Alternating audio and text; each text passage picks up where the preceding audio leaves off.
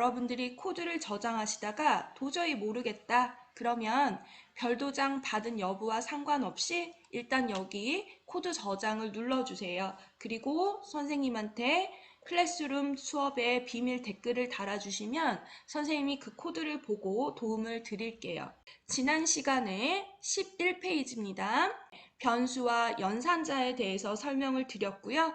오늘은 연산자에 대해서 조금 더 자세히 설명드릴까 합니다. 밑으로 내려오셔서 괄호 3번 보도록 할게요. 변수와 항상 짝꿍처럼 함께 다니는 아이가 있는데 이걸 바로 연산자라고 해요. 그런데 이 연산자의 종류는 굉장히 다양합니다. 그 중에서도 오늘 선생님이 말씀드릴 건 산술 연산자가 되겠습니다. 산술 연산자는 여러분들 수학 시간에 사용하시는 덧셈, 뺄셈, 곱셈 이런 사칙 연산자들 있잖아요. 그걸 말하는 거고요. 기호도 굉장히 비슷합니다. 여러분들이 더하기 기호를 보면 아주 기계적으로 숫자를 더하잖아요. 습관처럼. 컴파일러도 코드에서 만약에 더하기 기호를 만났다 그러면 앞 뒤에 데이터를 더해 줄 거예요. 빼기 역시 마찬가지. 그런데 곱하기 한번 볼게요. 곱하기. 우리 수학 시간에 곱하기는 이렇게 생겼잖아요. 그런데 컴퓨터 입장에서 한번 생각해 볼까요? 컴퓨터는 눈치가 없다고 선생님이 여러 번 말씀드렸는데 알파벳 X랑 곱하기 X랑 굉장히 얘가 헷갈려 해요. 그래서 번역하지 못합니다. 전통적으로 모든 프로그래밍 랭귀지는 이걸 어떻게 해결했냐? 곱하기 대신에 이렇게 별표를 표시하기로 약속했습니다. 나누기 연산자는 이렇게 생긴 거 아시죠? 그런데 이건 키보드로 타이핑하기가 어려워서 대신 슬래시를 그어주기로 약속했습니다. 이 정도는 기억하실 수 있겠죠? 그 다음 이해를 돕기 위해서 선생님이 질문 하나 드릴게요. 10을 3으로 나누면 몫이 얼마죠? 맞아요. 몫은 3이고요. 나머지는 1이 되겠습니다. 그때 이 1이라는 나머지 이걸 구하는 연산자를 모듈러스라고 해요. 가우스가 만든 기호인데요.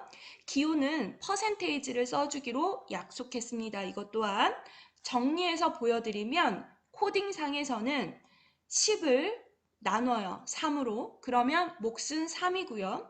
10 나머지 연산자 모듈러스 3은 1이 되겠습니다. 여기서 질문. 자, 선생님, 이퀄 기호를 왜 2번 쓰시나요? 궁금하시죠? 여기서 별표 빵빵. 수학에서 이퀄 기호는 좌변과 우변이 같다라는 뜻이에요. 여러분들 다 아시는 것처럼. 그런데 코딩에서는 이 이퀄 기호는 오른쪽의 데이터를 왼쪽에 변수에 넣어라 라는 화살표로 생각하셔야 돼요. 그렇게 해석을 하셔야 되고요. 이걸 뭐라고 부르냐? 대입 연산자라고 부릅니다. 그래서 이 대입 연산자와 헷갈리지 않도록 같다라는 뜻은 이퀄을 2번 쓰기로 약속했어요. 정리해 볼게요. A 이퀄 100은 이건 오른쪽에 있는 100이라는 숫자 데이터를 A라는 컵 또는 상자 또는 변수에 넣어라 라고 화살표의 의미이고요. 이퀄 이렇게 한 개는 대입 연산자라고 불러주세요. 자, A 이번에는 이퀄 100. 이건 왼쪽에 A라는 변수에 들어있는 데이터 값과 오른쪽 100이라는 숫자 데이터가 같다라는 뜻으로 해석하시면 됩니다. 이 두 개가 헷갈리기 시작하시면 코딩 해석이 매우 어려워져요. 그래서 꼭 기억하시기 바래요. 그러면 자, 11페이지 다시 괄호 1번으로 오도록 할게요. 여러분들 이해를 돕기 위해서 컵, 즉 변수를 요번에는 상자로 이미지화해서 표현해 놓은 거고요. A라는 변수에 숫자 데이터 50을 넣어라 라는 의미가 되고요. 이걸 코딩으로 표현을 하면 A 이퀄 50 이렇게 쓰시면 된다는 거예요. 그리고 여기서 주의할 점, 변수는 항상 왼쪽에 쓰는 겁니다. 자, 나머지는 해석이 다 똑같으니까 우리 직접 코딩해 봅시다. 플레이봇으로 갈게요. 로그인 하시고요. 4단원 산술 연산자를 오픈해 주세요. 주석은 모두 지울게요. 여러분들 잘 보이시라고요. 그리고 선생님을 따라서 코딩을 하신 후에 코드 영역에서 저장 버튼 누르는 거 이젠 다 아시죠? 자, 시작해 볼게요. 첫 번째 줄에 커서를 두시고요. A equal 5 하고 엔터라고 치겠습니다. 자, 뜻은 5라는 숫자 데이터를 A라는 변수에 넣어라 이렇게 해석하는 거예요. 자, 다시 두 번째 줄에 B는 3이라고 할게요. 그리고 엔터.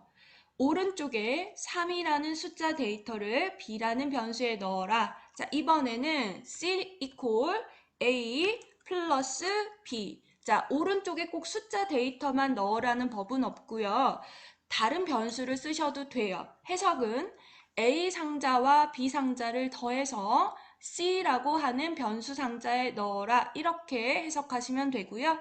F2 눌러볼게요. 실행 버튼 F2. 어때요? 코드에 오류가 없다라고 뜨는데 근데 아무 반응도 없어요. 왜 그럴까요? 네, 이건 컴퓨터 내부에서 일어나는 일이기 때문에 우리 눈에 보이지 않는 게 너무나 당연합니다. 그러면 어떻게 해야 될까요? 네, 여러분들 C 상자에 뭐 있는지 보고 싶으시죠? 답은 8이라는 거 다 아실 텐데 자, 요럴 때 보여달라고 자, C에 있는 숫자를 보여달라라고 플레이봇한테 명령을 내리시면 돼요. 그 명령어가 바로 엔터 치고 화면을 조금 키울게요. 네 번째 줄에 커서를 두시고요. 명령어 이름은 print입니다. print라고 치시고요. 인쇄해서 보여달라 라는 뜻이고요. 이것도 명령어니까 괄호를 열고 닫으셔야 돼요. 자, 컴퓨터 입장에서 우리한테 보여주는 방법 중에 가장 일반적인 방법이 뭐가 있을까요? 맞아요. 컴퓨터라면 다 가지고 있는 바로 모니터로 출력하는 겁니다. 그래서 이걸 표준 출력이라고 부르는데 코딩 공부를 해본 친구들은 한 번쯤은 들어봤을 거예요. 자, 마지막 괄호 속에 여러분들이 모니터, 화면에서 보고 싶은 것을 적으시면 돼요. 여러분, 변수 A, B, C 중에서 뭐가 가장 궁금하세요? 세 개 다 보고 싶다? 그러면 print A, print B, print C 이렇게 쓰시면 되고 선생님은 지금 C가 가장 궁금해요. 여러분들도 마찬가지죠? C라고 쓰시면 돼요. 그럼 이걸 실제로 화면에서 보여주는지 다시 한번 F2 눌러서 실행시켜 볼게요. F2. 자, 어때요? 오른쪽으로 살짝 넘겨서 이 부분을 선생님이 출력 영역이라고 말씀드렸는데 기억나시나 몰라요. 여기 출력 영역 아래쪽 보시면 플레이봇이 프린트한 명령을 보여줍니다. C라고 하는 변수에 8이 있어 라고 보여주네요.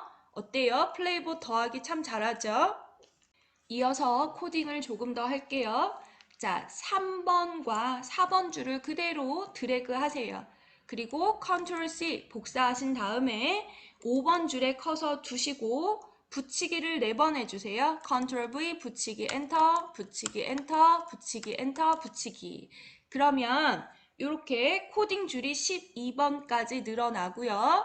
혹시 복사 붙이기가 안 되는 친구는 크롬에서 실행을 했는지 확인을 하셔야 돼요. 네, 익스플로러에서 실행하시면 붙이기 안 될 수 있습니다. 자, 이렇게 복사한 이유는 산술 연산자 오늘 배웠으니까 직접 코딩해서 결과값을 보려고 합니다. 자, 5번째 줄 볼게요. 5번째 줄에 이번에는 더하기 대신에 뺄셈을 하려고 하는데 자, 빼기는 수학 시간에 연산자하고 똑같다고 했죠? 마이너스로 바꾸시면 돼요. 하이픈, 여러분들 그 백스페이스 왼쪽, 한 번 더 왼쪽 보시면 하이픈 있거든요. 이걸로 마이너스 수정하시면 되고요. 자, 7번째 줄 갑니다. 자, 7번째 줄은 더하기 대신에 곱셈 하려고 해요. 자, 곱셈 생각나시나요? 곱하기는 그렇죠. 별표. Shift 키 누르시면서 숫자 8을 누르시면 돼요. 별표.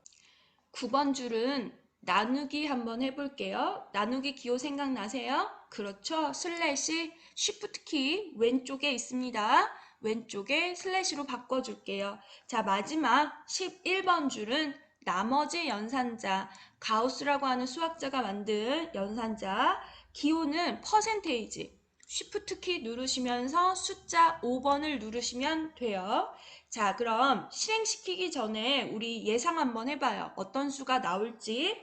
4번 줄은 더했으니까 8, 6번 줄은 5에서 3 뺐으니까 2, 8번 줄은 2개 곱하니까 15, 자, 10번 줄은 5에서 3을 나눴습니다. 그러면 몫은 1이에요. 여기는 아실 텐데 과연 소수점이 나올까 안 나올까? 그쵸? 좀 이따 확인해 봅시다. 12번 줄은 5를 3으로 나누면 몫은 1이지만 나머지는 2죠. 예, 2가 나오겠네요. 한번 실행시켜 볼게요. F2. 자, 오른쪽에 보이세요? 우리가 예상했던 대로 다 나왔는데 자, 나누기 한 것만 한번 보세요. 하나, 둘, 셋, 네 번째 보시면 생각보다 이 소수점의 개수가 굉장히 많죠. 다른 프로그래밍 랭귀지들은 이 소수점의 개수도 제어할 수가 있어요. 보고 싶은 만큼 표현할 수 있고 뭐 반올림도 가능하고 한데 자, 플레이봇은 이렇게 기본적으로 제공되는 것만 일단 사용하겠습니다. 자, 여기서 선생님이 질문 하나 드릴게요. 조금 키워서. 4번, 6번, 8번, 10번, 12번 줄에 변수 이름을 선생님이 모두 다 C라고 했어요. 그쵸? 그래도 될까요? 네, 정답은 됩니다. 왜냐면 지난 시간에 설명드렸지만 변수의 가장 큰 특징이 바로 변수 안에 데이터가 변한다, 수시로 변한다는 거였어요. 그래서 3번 줄 볼게요. 자, 3번 줄에서는 C라고 하는 변수에 8이라는 데이터가 들어 있어요. 요 순간에는. 그래서 이걸 출력하면 8이 되고요. 자, 5번 줄로 갈게요. 이번에는 A에서 B를 뺀 값을 C로 넣으래요. 그러면 8이 들어있던 그 순간에 이 데이터가 밀려나가고 새로운 데이터 2가 C 안으로 들어가게 되는 거예요. 8에서 2로 변하게 된다는 거죠. 그래서 출력하면 6번 줄에서 2가 출력이 되는 거고요. 한 번만 더 해볼게요. 7번 줄에서 보시면 A와 B를 곱한 값을 C에 넣으래요. 이렇게 명령했기 때문에 C에 2가 들어 있었는데 이 2를 밀어내고 15가 새로운 데이터가 들어가게 됩니다. 결론은 이 코드에서는 3번, 4번, 5번, 6번 이렇게 모두 C라는 변수의 이름을 가져도 된다는 말이고요. 여기까지 코딩 하시고요. 왼쪽에 코드 저장 버튼 꼭 한번 눌러주세요. 그러면 선생님이 검사할 거고요. 오늘 수업은 여기까지 하겠습니다. 우리 다음 시간에 또 만나요. 안녕.